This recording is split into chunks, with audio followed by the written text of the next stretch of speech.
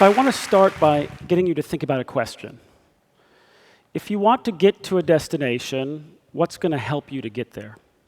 Now, some of you are going to be thinking about a means of transport, clarity of where you want to go, maybe a roadmap, and you want to know about obstacles along the way, traffic jams, weather, road closures, road construction. Now, imagine for a moment that you're in charge of first responders in a large, crowded city. And that information is even more important because it really matters getting the response the people in need. And so we're seeing the evolution of smart cities. This is Rio de Janeiro, where they've real-time gather information so that they're able to manage a complex system, manage first response, manage problems that emerge in a number of systems in that city. What if we had that information for even more complex things like the world's health systems? Now, the good news, which we already heard a little bit about, is that that information is actually now being put together. So 500 people from 50 countries over 5 years have put together all the world's data on an enormous number of conditions, more than 1,000 different clinical outcomes by age, by sex, for 187 countries over the last 2 decades, giving us insights into where the pattern of disease is by age, by sex, by locality, who's making progress, who's not.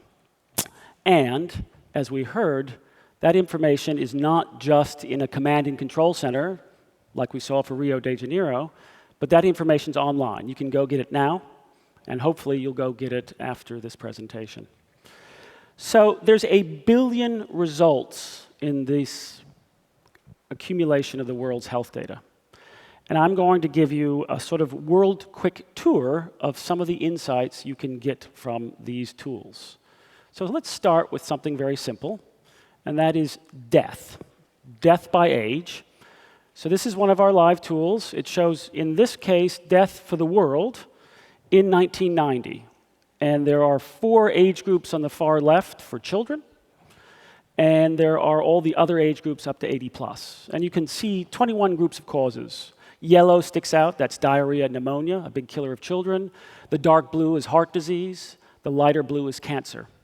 And from 1990 to 2010, we had a lot of progress in the world. So let's see that again. Go back to 1990, go forward to 2010. And what you see is that we've reduced child mortality in the world from about 12 million deaths to about 7 million deaths. And we've had a big shift to deaths over age 80. Progress. But deaths don't tell the whole story. In fact, if you die at age 5, you've lost most of your lifespan. If you die at age 95, you've lost much less. And so we have, to help get the big picture, a construct called premature mortality. And now I'm showing you the number of years lost in the world by cause, by age. And you can see the agenda of tackling premature death in children is still really large. The big bars on the far left, neonatal causes, diarrhea, pneumonia, and malaria, still important. But you can also see in young adults the dark yellow, that's HIV and tuberculosis. You can see the dark purple, those are road transport accidents. And things like homicide and suicide show up as that salmon color. There's a big agenda around young adult mortality as well. But health is a lot more than simply avoiding death. That's why we're so interested in wellness. That's why in this study we look at over 1,000 different outcomes, and we put it all together and count up the number of years lost due to different diseases, taking into account how severe they are. And what's important here is the colors on this diagram are different than the one I just showed you. The ones that leap out are the light green, which are mental disorders and substance abuse. The light purple, which are the musculoskeletal disorders. And the darker purple are things like vision loss that we just heard about, and hearing loss and congenital anomalies. What ails you globally isn't actually what kills you. And so when you put those two together, you get a global view of all the complexity about health. Premature mortality in children from infectious diseases, cancer and heart disease, road traffic accidents, HIV, mental disorders. But of course, the world is not one homogeneous whole, and part of the power of this tool is that you can now explore country by country what are the big causes and how they're changing. So this view on the top is a square pie chart. Just like a pie chart, the size of each box is proportionate to the problem. And the non-communicable diseases, heart disease, cancer, musculoskeletal disorders, mental disorders, are in blue. The communicable causes in red, and injuries are in green. And on the map on the bottom is the fraction of health loss in each country due to the communicable causes. In West Africa, in the country of Niger, 80% of the burden of disease is from those communicable causes. Diarrhea, pneumonia, and malaria are particularly important. In India, a country in real transition, about 45% is now non-communicable disease, 45% is the communicable diseases, and the rest is injuries. In China in 2010, it looks much more like the US, where 80% of the burden of disease is now from heart disease, cancer, mental disorders, other non-communicable causes. But China has lessons to tell the rest of the developing world, because if you go back to 1990, 25% of the burden of disease in China was from communicable diseases. They've been incredibly effective at tackling these causes, particularly in children, over the last 2 decades. Now, if we go back to 2010 in China and see that epidemiological shift in that country, we can also drill down and show you the specific causes. Because, of course, health policy, interventions, clinical action require specific disease information. And so each of those boxes can be broken down into the 291 diseases and the 1,000+ outcomes. But there's another way to see this information. I'll keep on the theme of China. And this is a rank list. People love rank lists. You know, they're always in newspapers. And so we've made a rank list. On the left is the rank order of whatever outcome you care about, in this case, overall health loss, in 1990. And on the right is the rank list for 2010. And the causes are connected. Reds are communicable causes, blues are NCDs, greens are injuries. Key story here is the big drops. Tuberculosis, diarrhea, pneumonia going down 80% in 2 decades in China, and at the same time, ischemic heart disease going up by almost 50%. China has lessons to teach the developing world. China has lessons to learn about how to manage ischemic heart disease from places like the US, where we've brought ischemic heart disease down over time. Now, disease and injury is not the whole story, because health has got some underlying determinants. We think of them as risk factors, things that you can modify in your own life, but we can also think about modifying at the community level. So the way to see that, I'm going to show you the view in this tool for the US, is what are the leading risk factors? And in this case, the #1 risk factor in the US, more than almost 14% of all health loss, all years lost, is diet, followed by smoking, followed by obesity and overweight, followed by high blood pressure, high blood sugar, physical inactivity, and alcohol, the big dominant risks in the US. Now, there's a billion results, and we could spend the rest of today and tomorrow and the rest of the week playing with these tools, and I hope you do. But what I want to do is tell you where did this come from, and what's the sort of central motivation behind it. And so the story behind this tool starts actually 40 years ago.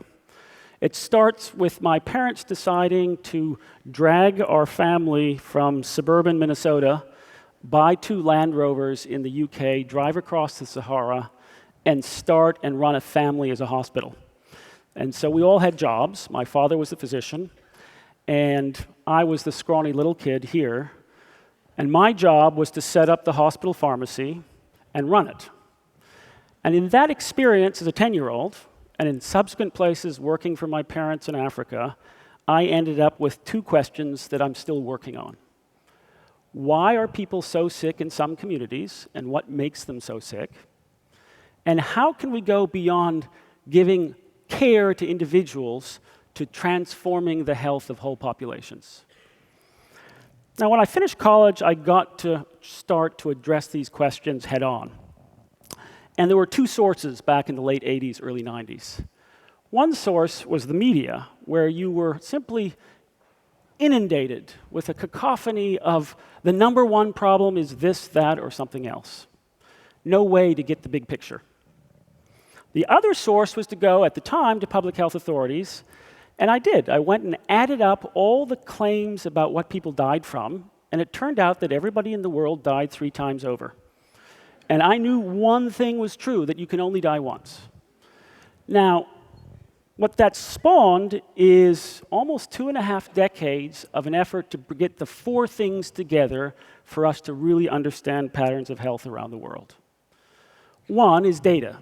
Data comes in lots of forms. We think about digitized data these days, but there's lots of data that looks like this, that's handwritten down.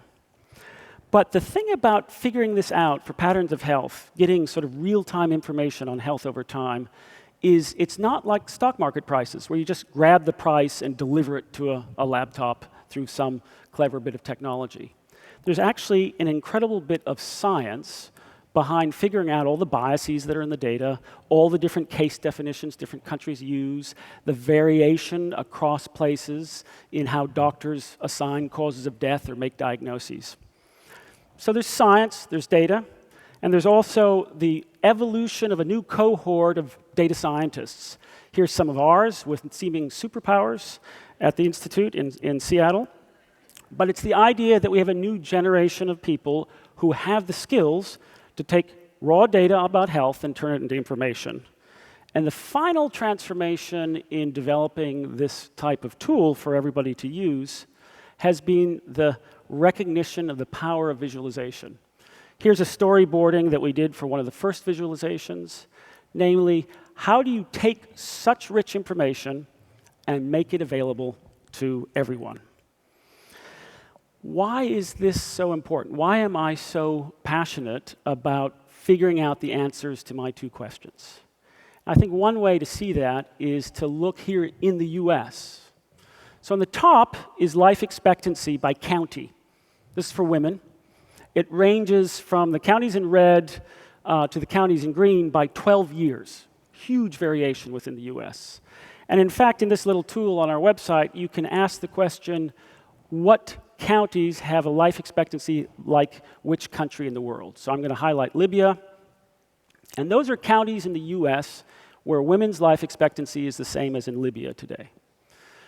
Now, the reason this is so important is that if we can understand what are the diseases and injuries and the risk factors that explain patterns of health in each place, and we can learn from different communities, there's a huge potential to leapfrog and actually transform health of different populations. So I want to leave you just with 3 thoughts. First,